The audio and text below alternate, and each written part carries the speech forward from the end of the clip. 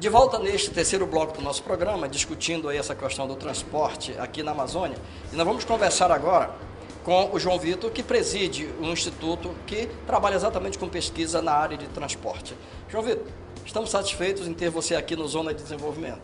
Muito obrigado. Primeiramente, agradecer a oportunidade, né? Amazonsat, professor Jorge Campos. E a gente está na área para contribuir, né? O que for mais oportuno para a sociedade, na forma de otimizar o transporte, a logística para a região, a gente está aqui para atuar nessa área. Ótimo. Então, dos modais existentes, vamos exatamente começar analisando a nossa infraestrutura portuária. Como é que você, enquanto um profissional que atua na área, avalia a infraestrutura portuária existente aqui em Manaus?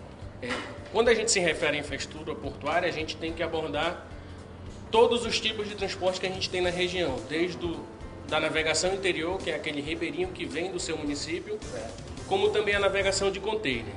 No que se refere à navegação de container, hoje Manaus ela tem uma oferta ociosa de infraestrutura de carga.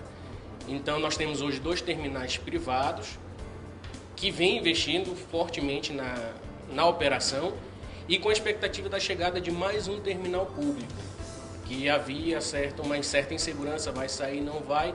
Que é o da Siderama. Que é o da Siderama, mas havia uma informação de que estava sendo aguardado o novo marco regulatório que já saiu. Então a tendência é que ainda esse ano a ANTAQ faça a licitação e que esse terminal venha para Manaus criando uma concorrência maior, o que gera menores custos à sociedade. Com relação à navegação interior, a defasagem que Manaus tem ainda é muito grande. Então nós temos o porto público lá do centro, vai receber uma revitalização para a Copa, vai se tornar um terminal turístico para navios de cruzeiro e navegação interior, mas a oferta necessária ainda é muito pequena. Isso a gente falando de Manaus. Então, no interior, a infraestrutura ainda é muito carente. Então, há que se pensar numa estrutura maior, mais robusta, que a sociedade tenha condições satisfatórias de se deslocar, porque nossas rodovias, como todos nós conhecemos, são nossos rios. Então, o governo vem procurando fazer a sua parte, o DERMIT instalou diversos terminais no interior, mas a caminhada é muito longa e a gente está...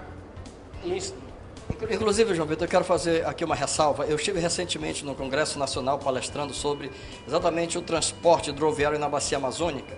E aí eu fiz um levantamento, porque é nosso trabalho, a nossa rotina, a respeito do que você falou agora, que é a atuação do Ministério do Transporte na construção de terminais hidroviários aqui no Amazonas. E eu ali mostrei para a equipe do Ministério do Transporte, estavam todos presentes, e mostrei fotos, por exemplo, do terminal de Quari, onde eu comentei que tanto em Quari como Maitá, como Itacoatiara, esses terminais construídos pelo Ministério do Transporte estão sempre apresentando problemas.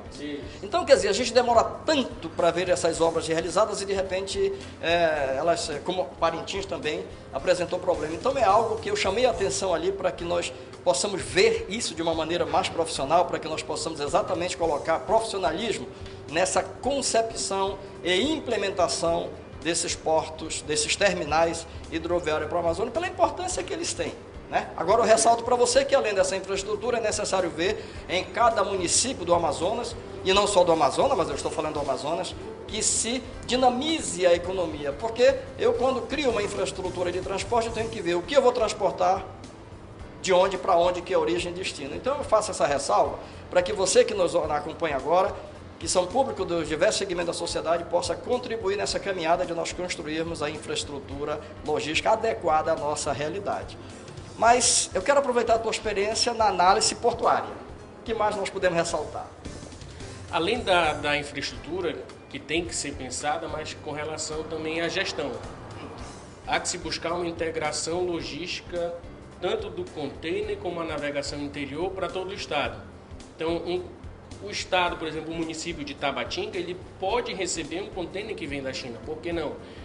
Esse container pode chegar no terminal em Manaus, ser transbordado por uma embarcação menor e essa embarcação seguir pelo rio até Tabatinga. Isso não ocorre hoje. Isso não ocorre hoje, há um planejamento desconexo. Então é pensado container à parte, navegação interior à parte, tudo separado. Então, uma integração com uma plataforma logística, Manaus sendo um potencial concentrador de carga, como já o é face ao Distrito Industrial, mas trazer esses benefícios para a sociedade como um todo do estado do Amazonas.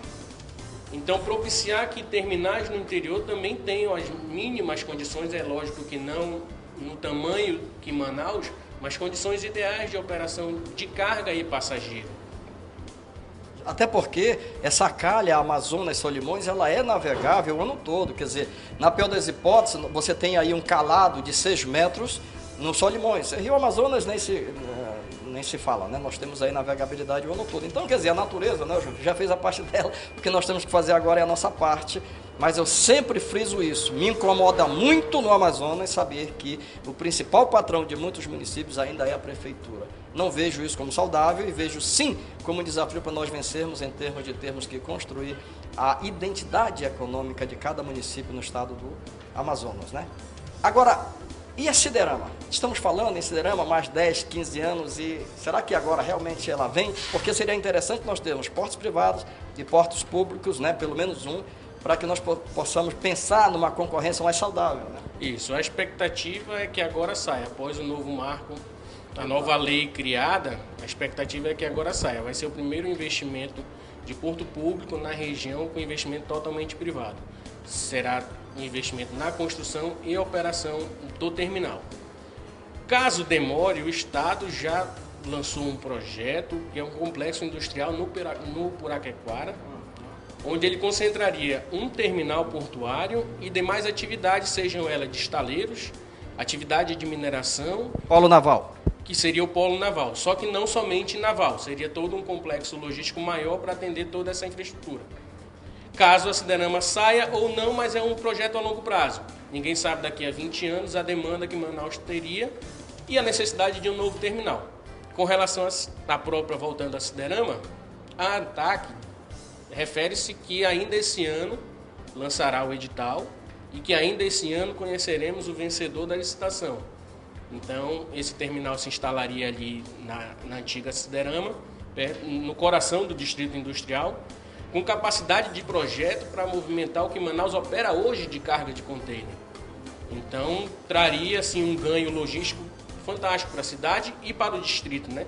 Porque ele não teria a cidade entre o porto e as indústrias, ele estaria já direto na indústria com um deslocamento muito menor das cargas. E é o que a gente discute. Agora, eu quero aproveitar um pouco mais aqui a tua experiência, Vitor, e deixar esse espaço aberto, né, para você. O que mais você acha que precisa ser discutido na nossa infraestrutura portuária?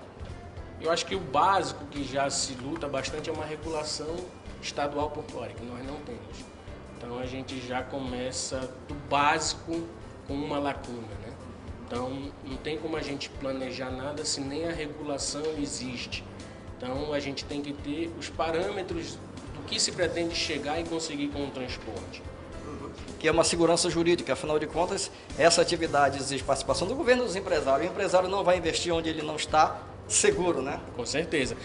E ele vai investir e quer retorno. Nada mais justo do que o poder privado fazer o seu papel de desenvolver os seus serviços, prestar o serviço à sociedade e o poder público atuar na forma de regular essa prestação de serviço, para que não haja desbalanceamentos e a sociedade saia prejudicada. Então, o poder privado tem a capacidade de investir, tem a capacidade de atuar e prestar o serviço, e o poder público ficaria na regulação do mesmo e regulação do transporte como um todo.